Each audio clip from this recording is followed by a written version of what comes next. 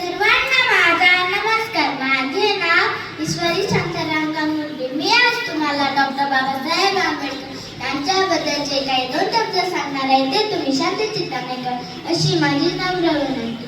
ज्यांच्यामुळे लाखो घरांचा उद्धार झाला, दीनदलितांना जगण्याचा हक्क मिळाला, कोटी कोटी अभिवादन त्या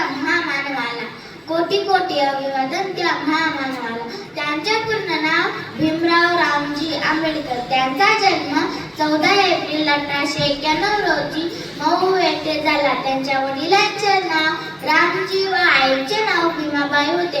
डॉक्टर आंबेडकर हे लहानपणापासूनच खूप हुशार होते.